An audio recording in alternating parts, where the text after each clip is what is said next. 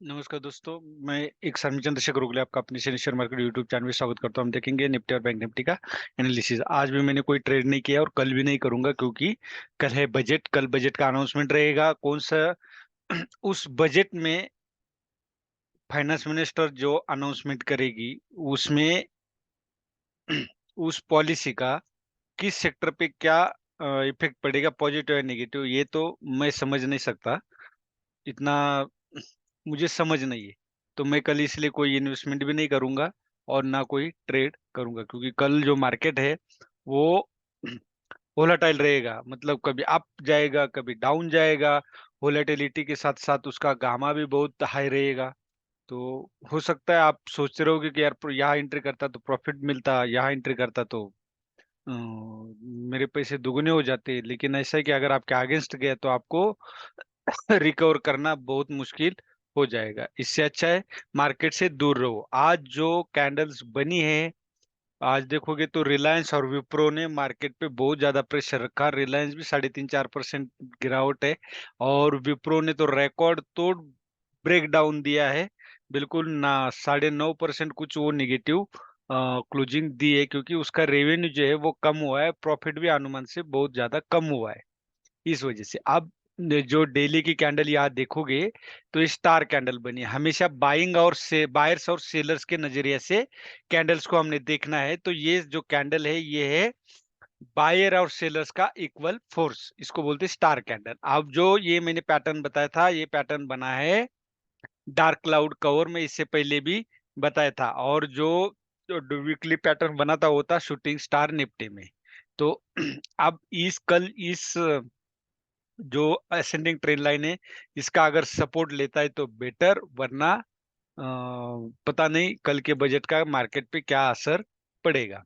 तो थोड़ा सा बाइंग से दूर ही रहे, बाइंग से भी दूर रहे और ट्रेडिंग से भी दूर रहे। अगर आवरली में हम याद देखेंगे तो क्या नजर आता है, गैप डाउन ओपनिंग हुआ और एक बुलिश मूवमेंट कल हुई, सवेरे हुई वन साइड। उसके बाद फिर एक कंसोलिडेशन यहाँ पे नजर आया है आवरली में। अब एक सपोर्ट का काम कर सकता है ये वाला पॉइंट।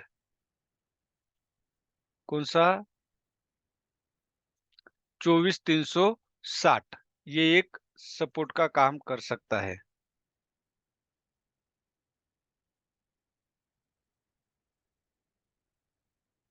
हम्म।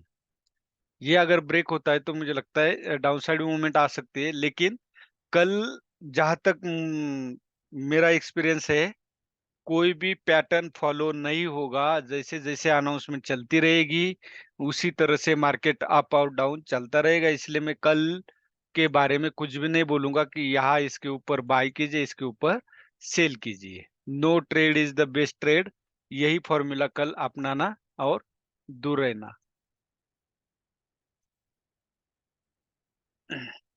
आज अगर यहाँ देखो तो कितनी बढ़िया वन साइड मूवमेंट दी, और यहाँ पे आप सेल कर सकते थे।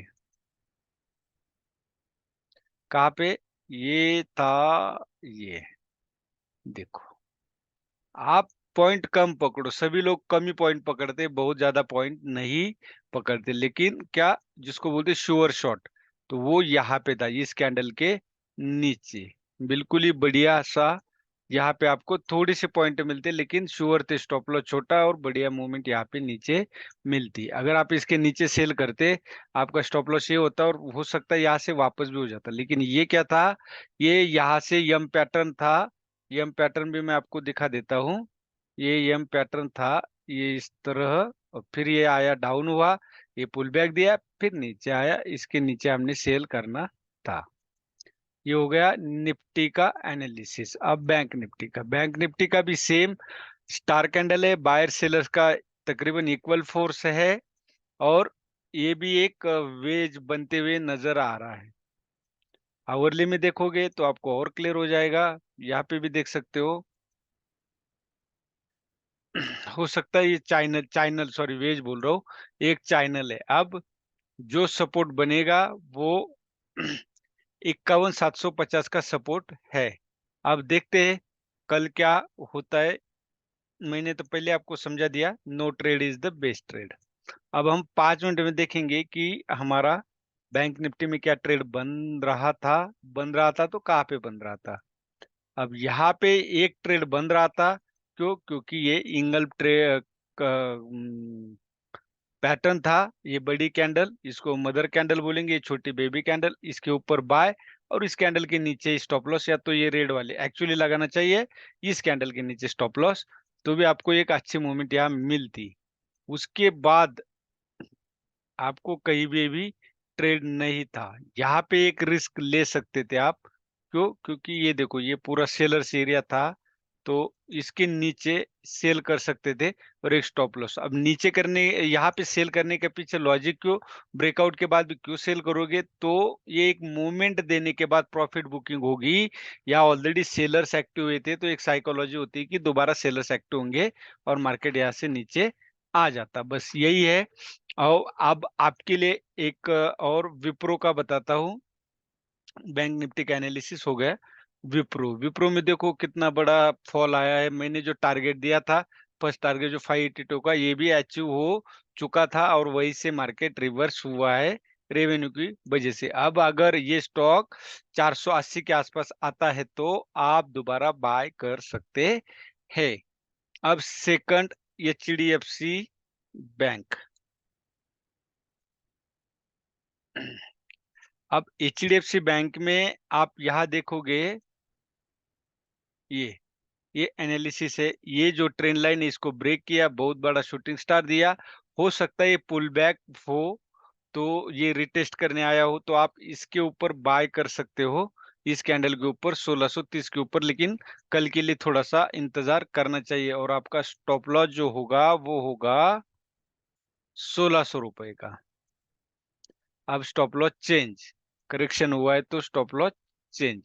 अब 1600 रुपए का आपका स्टॉप लॉस, और बाय करना हो तो आपको इस बीच वाली कैंडल के ऊपर जो मैंने कर्सर रखा है, ये 1630 के ऊपर आपने बाय करना है। लेकिन कल बजट है, तो आपको कल बिल्कुल इन्वेस्टमेंट हो या ट्रेडिंग हो अवॉइड करनी है। यही था। कल का दिन जाने दीजिए, फिर देखिए अगर 1600 ब्रेक नहीं होता तो आप एचडीएफसी बैंक में बाय साइड जा सकते, क्योंकि उसका प्रॉफिट ठीक ही रहा है। वीडियो अच्छा लगे तो लाइक शेयर और सब्सक्राइब जरूर कीजिए, और no trade is the best trade को कल फॉलो कीजिए। धन्यवाद। जय हिंद, जय भारत।